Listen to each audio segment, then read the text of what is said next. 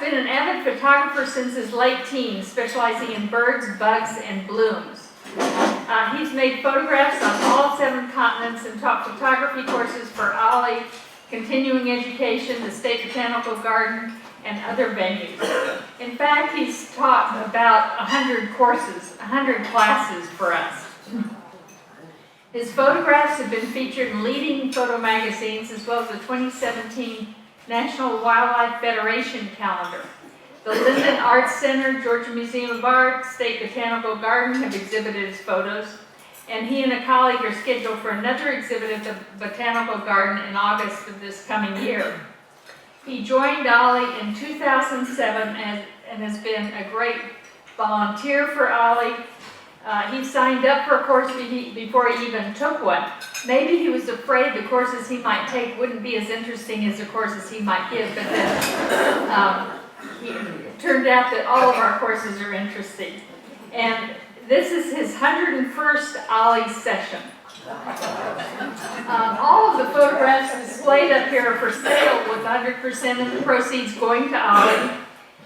If the price tag says $25, OLLI gets $25. The print of the black neck still, the large print, is up for silent auction, and after Chuck's talk, you'll have another opportunity to bid on it. So somewhere here's Chuck, whose topic is Man with Camera Reveals All. Where's Chuck? Oh, Man with Camera. Welcome, Chuck. Man with Camera Reveals All. Thank you, Chuck, for your generosity.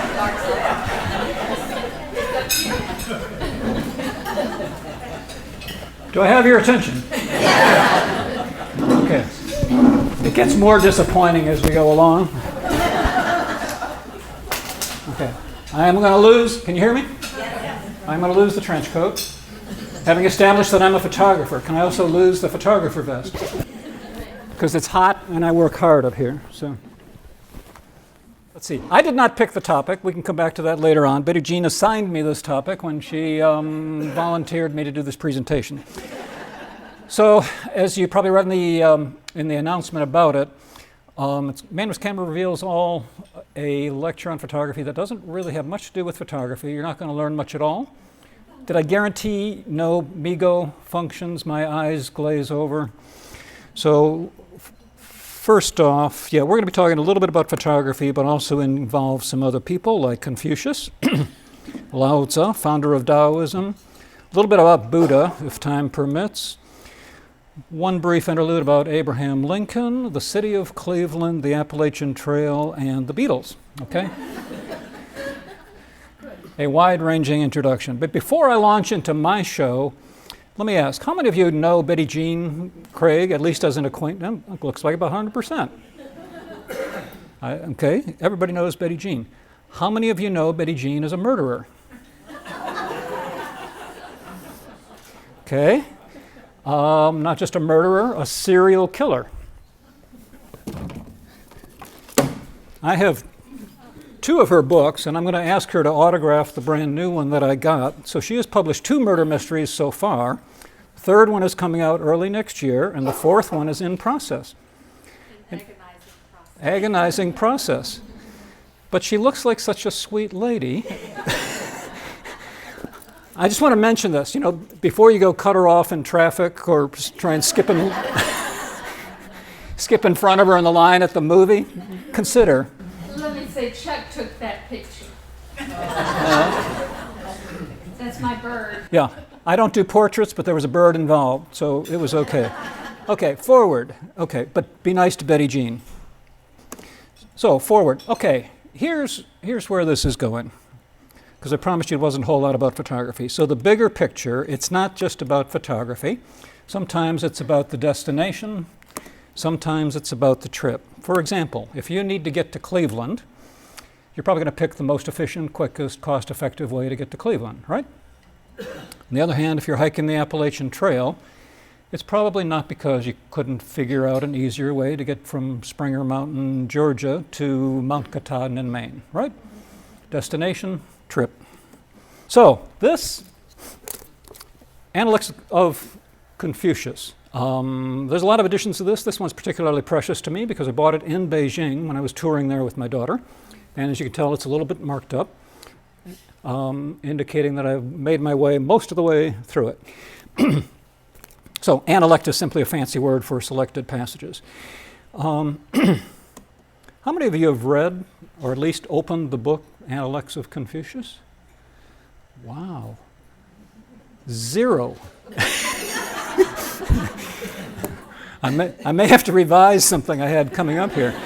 Okay, let's try a question with the better odds of some participation. How many of you are educators and enjoy practicing and sharing what you have learned? So there we get a little more, yeah, okay, great. So the first Analect of Confucius, even if you, okay, maybe worth just looking at for the very first one, which is one of my favorite. There's a bunch of wonderful nuggets in there. But for starters, those of you who read Chinese, feel free to take it from the top. But this is the first Analect of Confucius. Confucius said, "Is it not a pleasure, after all, to practice in due time what one has learnt? Is it not a..." Okay, those of you who are teachers, you didn't do it because somebody was whipping you, 100 lashes if you don't do this. Practicing in due time what you learned. And here we are today. Is it not a delight, after all, to have friends come from afar? And as one of my friends said on the way into the room, I'm not sure if you'll enjoy this, he said, "Well, the food's always good."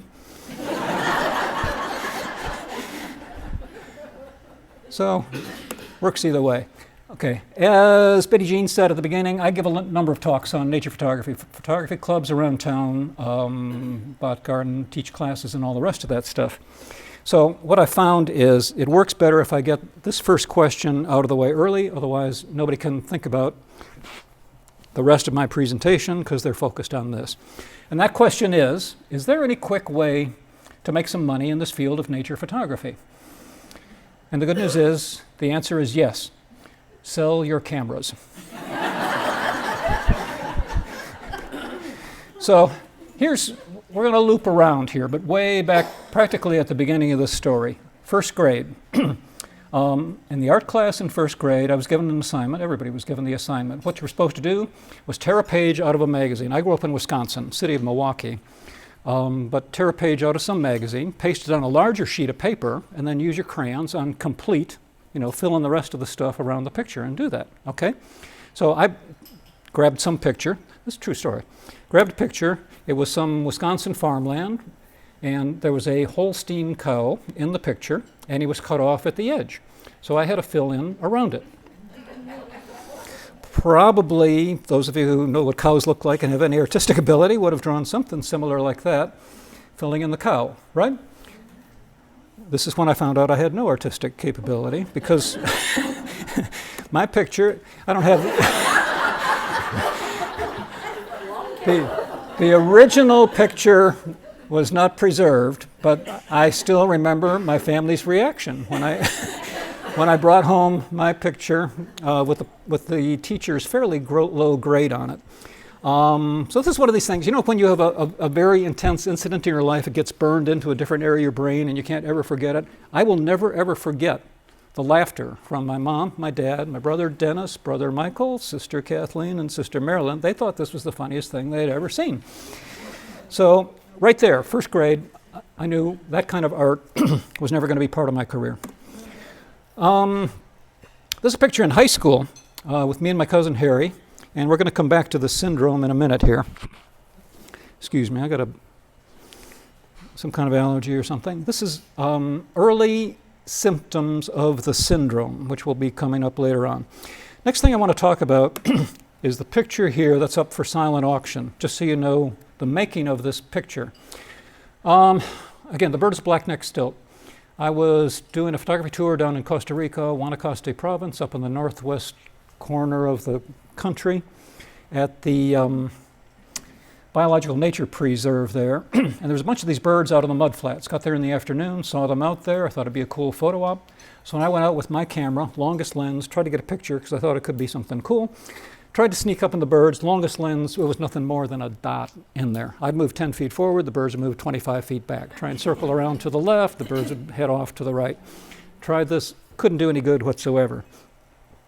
Over dinner in the cafeteria that evening, I was sitting next to a guy, a doctor, I remember him well, from Boston, and this doesn't happen often, but he had the exact same camera and the exact same lens that I had, and I realized that he had been out there on the mud flats trying to get pictures of the stilt as well. So we commiserated. Yeah, didn't do any good. Did you get anything? Nah, nothing whatsoever, which started me thinking. So I said, hey, I wonder, what if I got up real early, before sunrise, planted myself out there while it's still dark with the camera and the tripod, wait for the sun to come up. The birds might think I'm just part of the scenery. I remember his reaction. He snorted, rolled his eyes like, you're a lunatic. So of course I had to do it. So set the alarm for 4 o'clock. I was up in the mud flats with the camera on the tripod at 4:30. 5:30, sun starts coming up, and I just sit there and move very slowly. If the birds move around, click, click, click, click, click, click, click. So I sat out there feeding mosquitoes from 5:30 until 9:30, till the light went bad. I am somewhat of a quant. I remember it was 851 photos, and I got one good one. But that's the way it works. But that is tying into this thing. Remember Confucius? We're going to come back to Confucius, circling around here. So that's the idea of what's involved. It's not a snapshot. So the point is visualizing it, planning something, executing it, and it wasn't really just a looking into that photo. Just so you understand, that's not a snapshot. In the world I live in, there are snapshots and photographs, not a snapshot, okay? Another photo. Aw, everybody, this is another one that a lot of people like. Is Zoo here? I think we may have sold 1 or 2 of these today. Yeah, probably some of you already own some of this one. I call this one Attitude. And there are a few copies left, I believe. So my wife and I live out on a farm, 10 acres out in Jackson County. And it's our own private organic nature preserve. I've done 6 ponds, and we got a couple islands and bridges and waterfalls, and the rest of that all to attract wildlife and such. So there have been turtles in the ponds for a long, long time, but last year was the first time we ever had turtle babies. So I was walking down to the pond, spotted a turtle out on a rock, ran back to the house, got a net, scooped up the turtle, figured this is a fabulous photo op. Put the turtle on the ground, got the camera, spent about an hour and a half taking, 150, 200 pictures. Figured that's got to be good. Dumped the turtle. I didn't dump the turtle, okay. My wife Suzanne here is up at the head table, and I would get swatted for dumping the turtle in there. So I gently replaced the turtle back in the pond, went inside, unloaded the camera, took a look at all the pictures, and what do you think I got? Nada. Turtles in the pond, I got absolutely nothing. So what do? I still think there's a photo up there. Get the net, go down, lay out in the hot sun by the rock, wait for the turtle to come back. Sooner or later, he comes out, starts sunning himself, get the net, whoosh, grab him again. This time I get smarter about it.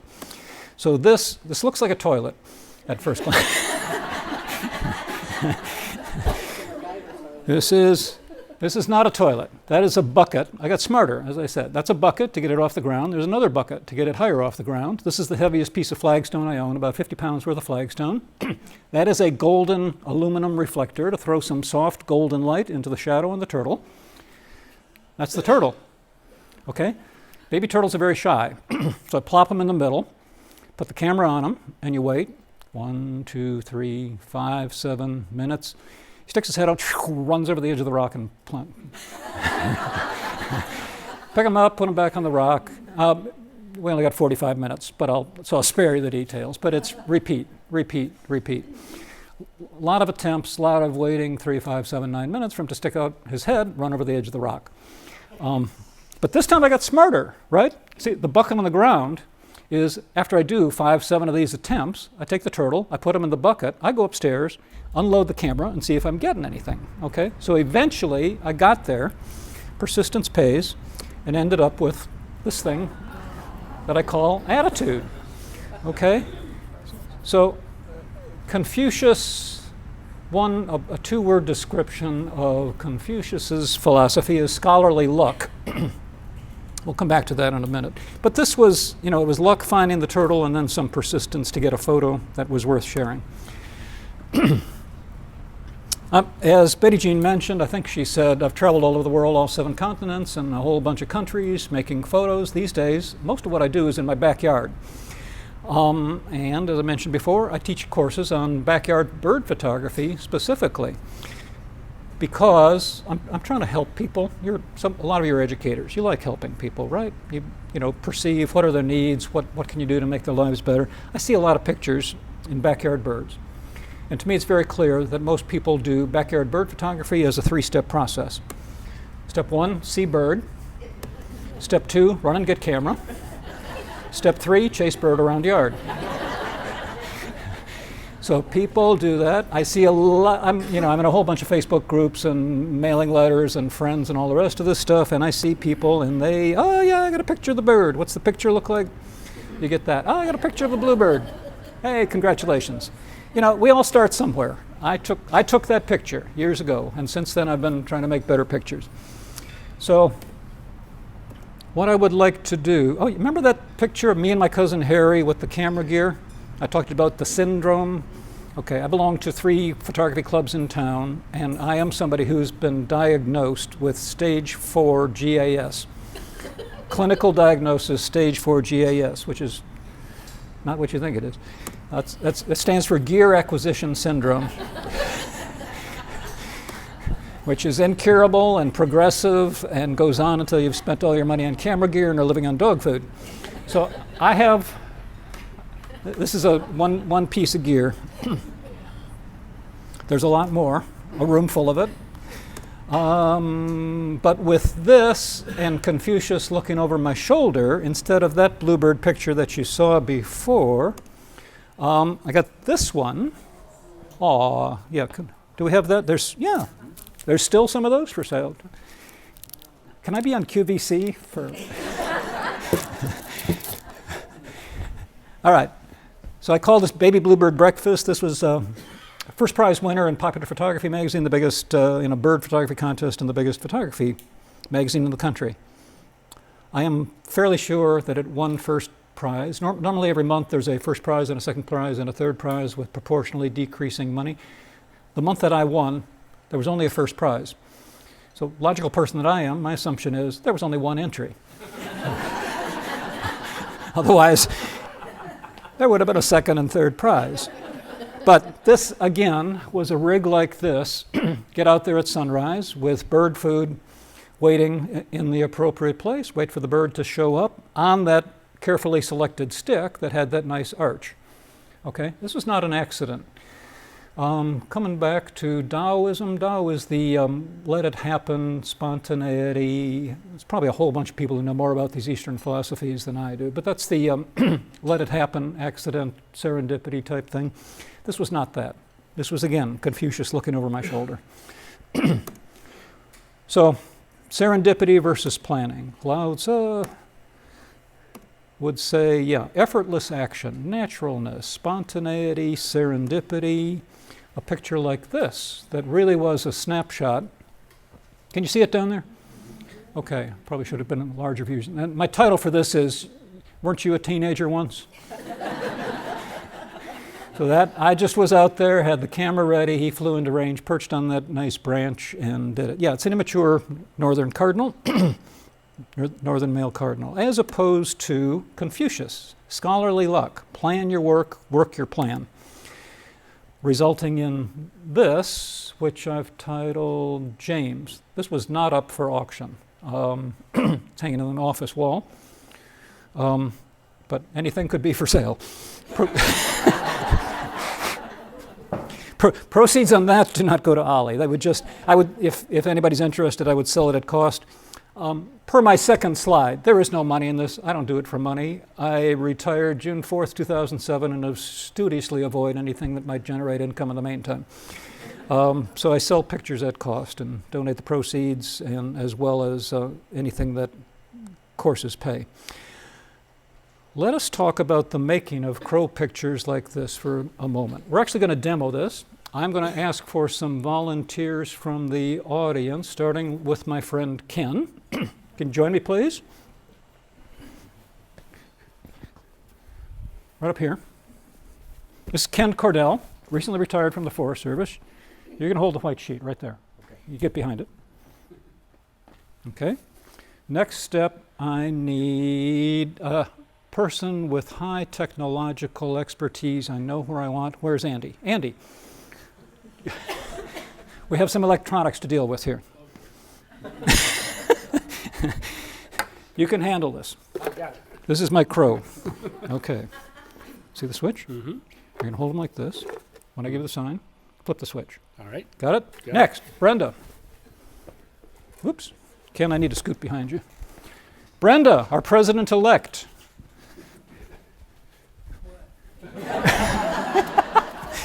Unless I run her off as part of this demo.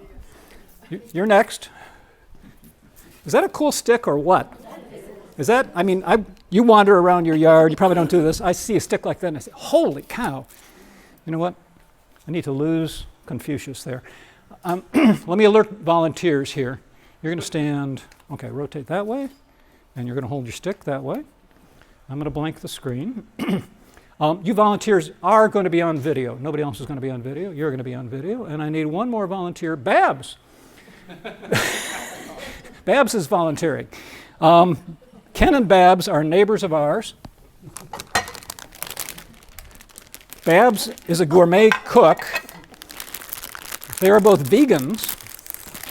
So I want to assure you, these are organic, vegan, gluten-free, high-fiber, low cholesterol, free-range Cheetos.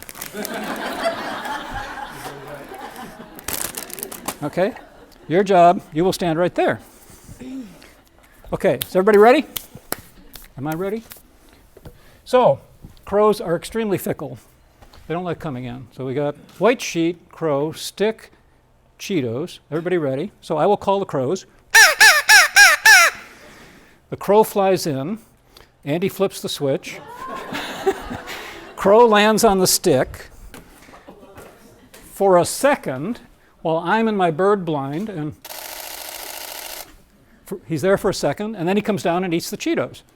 Thank you all very much. Oh, can we get a photo here before?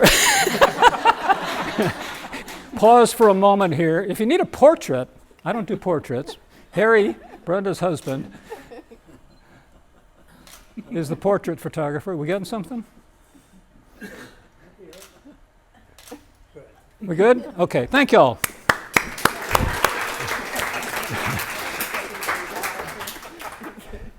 And since nobody probably believes me, I just want to show. They really do come in for the Cheetos. So, am I right? Yeah, on the shopping, you get a shopping list at home, bread, milk, whatnot. On our shopping list every week, more Cheetos. Okay, I'm covered with Cheeto dust here. But besides Cheetos and that kind of picture, I do get pictures like this. I'll be talking about the white background in a minute. This is one, Linden House Art Center, there's a show going on. There's an art show there, the Full House Gallery. I've got two pictures there, one of them including this one, which it's just called Old Crow, which may be your favorite brand of bourbon. Or when I started shooting crows, for a long time, I shot all kinds of interesting birds, colorful birds, and the rest of that, because really cool. And see crows go by, boring black bird. Not possible to get any kind of interesting picture. But then when I started looking at them, I realized crows are not black. It doesn't show very well here. Trump's wonderful food, but they don't have a screen. But his, actually, if you get in the right light, a crow's head is a very dark charcoal gray, but the rest of them is iridescent blue and purple green feathers. It doesn't show very well. If you do go to Linden House, this is on the wall there, take a close look and you can see that. True story about this photo. A friend of mine, who happens to be in the room at the time, saw this thing. It's printed about 3 feet wide. He took a look at the thing and said, "Wow, that's a really cool stick." Is that a cool stick or what? Again, I walk around the yard and I say, "Wow, a bird would look great perched on that." Okay, so some more about Linden House here. everybody's familiar with Linden House Arts Center, right? They have lots of exhibitions through the year. The biggest thing they have, a lot of them are like the one that I got into this time, anybody can get a picture into. The biggest event that they have is the curated exhibit. I think this year's is the 41st or 42nd curated one, where they bring in a big name curator from out of town to judge local people's artwork. Watercolor, oil, sculpture, metal, wood, anything in the world. I've submitted 3 times. One year I got something in, the other got shut out. And I am baffled, because I know a lot of artists around town, actual artists who paint things and sculpt and the rest of that stuff. And I see some of the stuff that I know people have put weeks or months into doing. And then I go to the show opening and you see the kind of stuff. This is true story. One year, curated into the Linden House Arts Center juried exhibition was this, a 6 foot by 2 feet panel of canvas, pink, light lavender. I put my nose up to it 4 inches away. I squint at it sideways across the room, left, right, up, down. There is nothing there. It is a featureless 6 foot by 2 piece of pale lavender canvas. Another one upstairs, 4 feet, I kid you not, 4 feet by 4 feet, slab of plastic, 1/4 inch thick. I mean, the first one I could reproduce in an hour, including the trip to the craft store and Home Depot to buy the paint. This one you could buy in 1 click on Amazon. There's nothing there. 4 feet by 4 feet, slab of plastic. So, you know, if you've ever submitted to these things, you wonder, what are these curators thinking?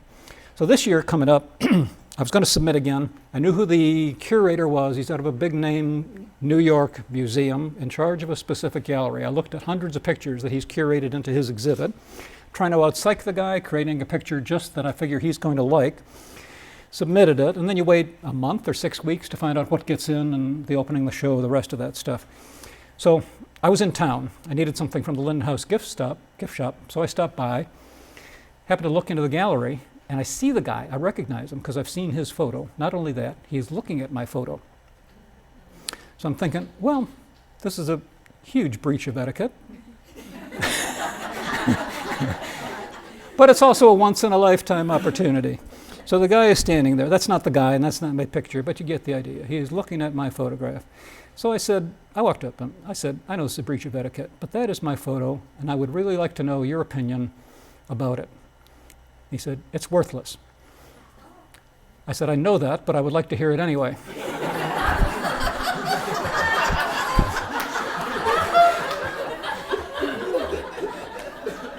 Okay. Okay. I'm trying to make this fact-based. That's not a true story. That was okay. Okay. The white background. Let me tell you about the white background a little bit. This is not something I invented. There's a global project. I'm going to put some fancy words on here. It's called Meet Your Neighbors. The website is Meet Your Neighbors with a U because one of the co-founders is from Scotland, meetyourneighbors.net.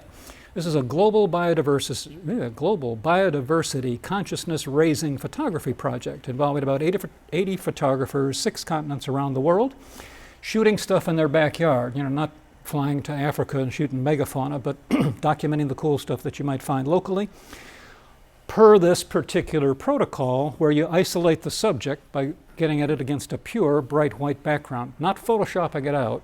It's a tricky technique that we were doing a simplified version here with Ken holding a white background. The actual thing gets a lot more involved in that. But I'm a member of that project.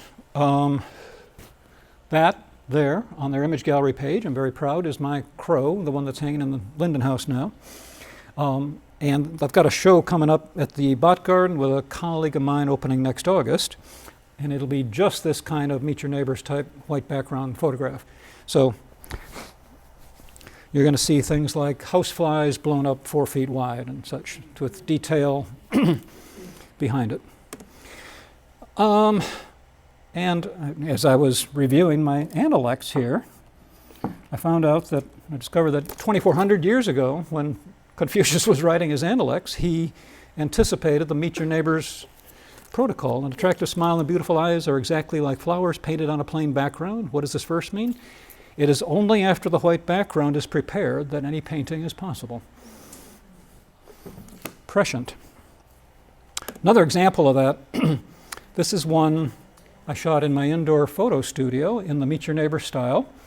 I call this the encounter. not a snapshot. This is, again, Confucius looking over my shoulder.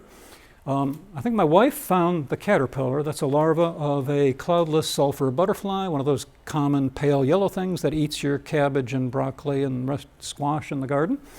And then our native praying mantis, Carolina mantis, a female there, and snagged a Mexican sunflower, brought all of them indoors, and then spent a full day trying to make this photo.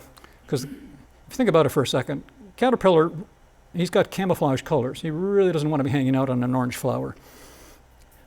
The mantis, I envy people who are portrait photographers, fashion photographers. You can hire a model, and you put them up against the background that you want, and then you say, that's pretty good. Lift your chin a 1/4 inch, turn 2 degrees toward me. Now tilt your right eye, and then click. Okay, now down a 1/4 inch, and there's that. The bugs don't do that.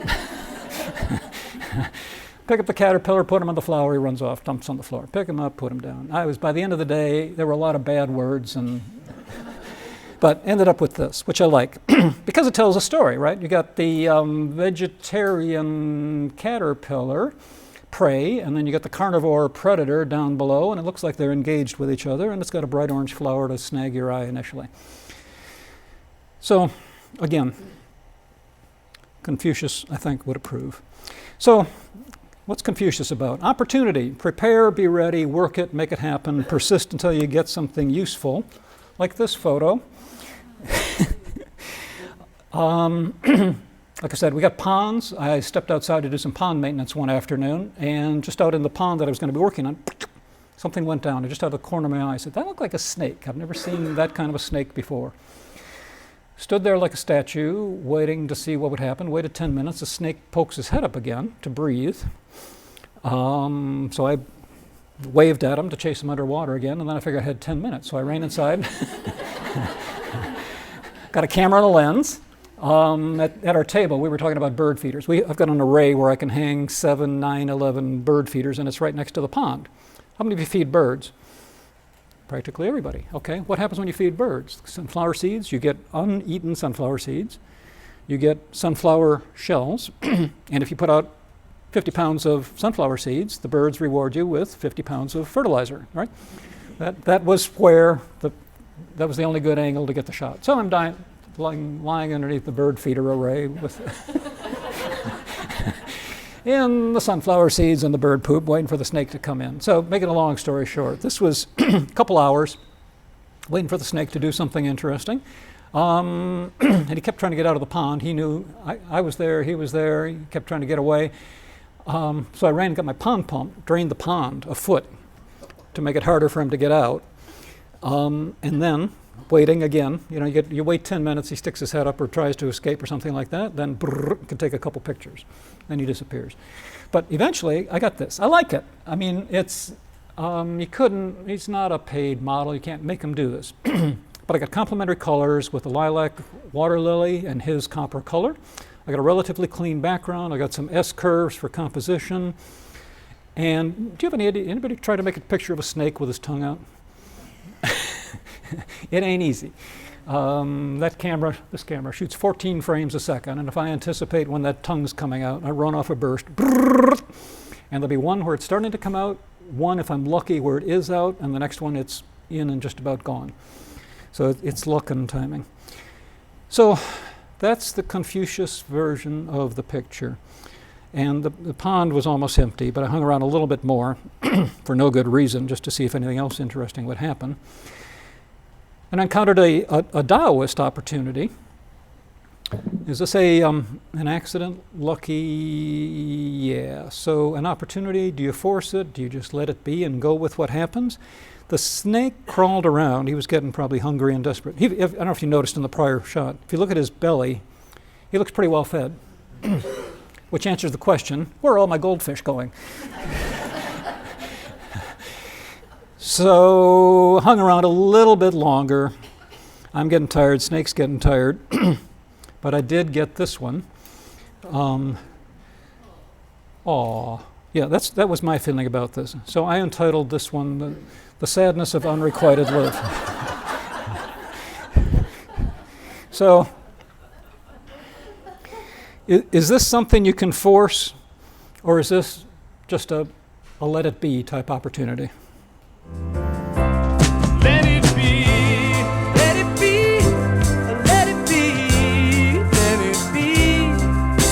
Yeah, there will be an answer, let it be. So this is a Taoist, not a Confucian shot.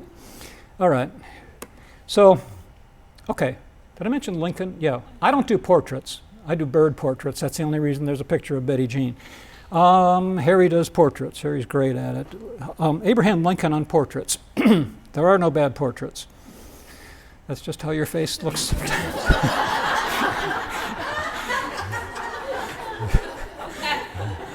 Have you had bad days? Yeah, okay. You know, when I take bird pictures or snake pictures, none of them ever come back and complain and ask for their money back. So, okay, I can't resist. I got to do a little photography lesson here. How are we doing? We're going to make it, I think. So, I teach some photography. This is the basics, the very basics of composition. There's Nancy and Kim. Okay, so lesson 1 in composition is what's called the rule of thirds or the tic-tac-toe rule. This is apparently something deeply wired into the human brain, the amygdala, hippocampus, or something like that. If you'd say somebody take a picture of this flower or this face, what do? Dead center, right? Is that necessarily the most pleasing option? Probably not. You agree? There are occasions when that's the right thing to do, but consider something else. So this rule of thirds, some people call it the tic-tac-toe rule, says the idea is you're dividing your image horizontally and vertically into thirds, right?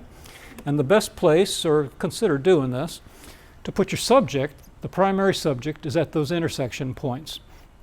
That's why it's called tic-tac-toe. Consider putting it there. So instead of this photo of this daisy out in our garden, I moved a couple feet, found a different daisy, and found this version of a daisy. Okay? So now I've got the primary subject larger on a rule of thirds intersection, and as a bonus, I've got a crown here framing the thing and drawing your eye to the daisy. Better picture? I think, yeah, okay, nod. Everybody nod? Okay, we good? So the daisy is there on the rule of thirds intersection. Another example, landscape photography. You're out there, you're driving down the road, you see the world's loveliest tree. Stop the car, jump out of the car, point your camera at it, and this is typically what we get, right? How many of you have seen this photo before? Tree is absolutely dead center. Horizon is right across the middle, right? We are obligated. You see the sun setting over the ocean at sunrise. What do? Horizon is right across the middle, sun's right in the middle. Stop doing that. Just stop. You don't have to do that. Take that picture, but then take another picture. So here's the same scene. Now that you're educated about this rule of thirds thing, if you just point the camera a little bit different, right? Now we have the tree over on this rule of thirds intersection, and we have the horizon on a 1/3 line. 1/3 ground, 2/3 sky. Do you like that better than this? Yeah, you got to build it. And, thank you, 2 bonuses. One bonus, we lost the man-made structures here that were very distracting off to the right. And another bonus, we got this cool white cloud in the top right corner balancing these trees down here. Okay? Okay, make notes. Or do that. Your friends will love you. Another example here, people photos. You know, what do? You put the person right smack dab in the middle. Don't do that. My wife and I, Jekyll Island not that long ago, and circumnavigated, we rented bikes, circumnavigated the island, rented trikes to go around it. I wanted photos to as a memento of the occasion. Now, if I just hand the camera to the guy who rents the bikes, he's going to do something like this, right? I knew that wasn't the photo. I knew that's the photo he would give me, and that's not the photo I wanted. So I backed off, stood where I wanted to stand, said, line it up this way. I want this here, not there, this much space on the top, that much space on the bottom. Point it that way. I had him take the photo, and then I checked the photo before we got on the photo, on the bike, and drove off. So that way, I was able to produce this photo, where the most important subject in the photo, me, is at that rule of thirds intersection, and the whole thing is nicely composed without a lot of clutter in the background. Okay? Another photography lesson, lose the tree. The other thing that happens, what happens if you say, oh, can I take a picture of you? Or I want to take a picture of you, or you can take a picture of me. How do people line people up? This is the standard. I've studied a lot of photographs.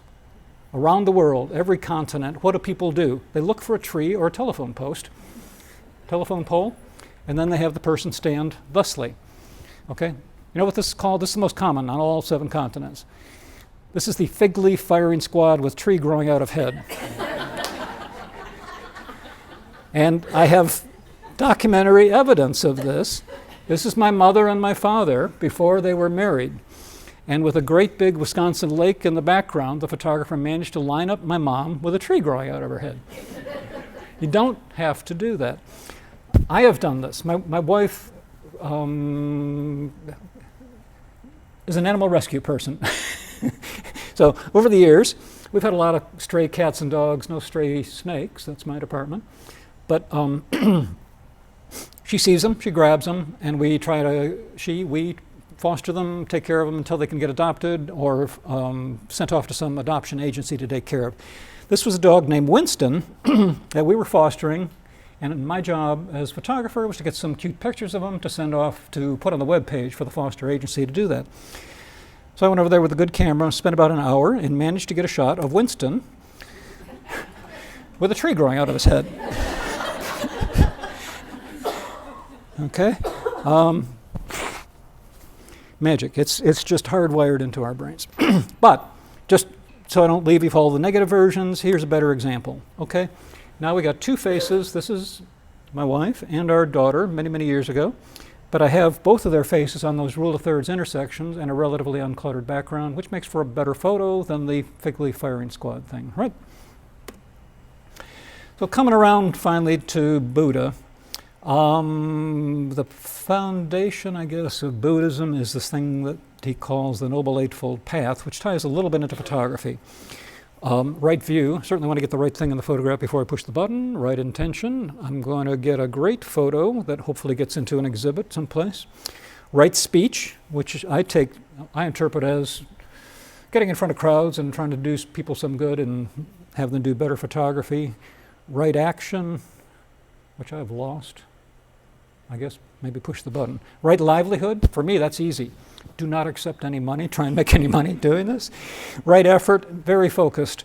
I'm trying to figure out everything I need to do to get the right picture. Right concentration. When I'm working there, as you saw with Brenda holding the stick and Andy with the 1 second of the bird flying in, it takes total concentration to try and adjust all the camera settings on the fly to do that. And right mindfulness. Typically when I'm out there trying to get crow pictures sitting on the bird blind for 2 hours, it's an hour and 59 minutes of opportunities for mindfulness because there is nothing happening. Waiting for the crow to show up. And then he shows up and it's frantic. Oops. So circling back around. Remember back at the beginning we said sometimes it's about the destination. Cleveland, got to get to Cleveland. Sometimes it's about the trip, like hiking the Appalachian Trail. Way back at the beginning, there was my mom. My mom was a teacher. She taught grades 1 through 8 in a 1-room schoolhouse, upstate Wisconsin, one teeny little building, heated by wood through the freezing Wisconsin winter. And I got siblings who are teachers as well, which led to me, with my beginnings as an artist, which was to learn very early on that I had no artistic capability whatsoever, which then led to me living on a farm and making crow pictures like this. And finally, circling all the way around, comes back to today, presenting on topics like this to the smartest people in Georgia.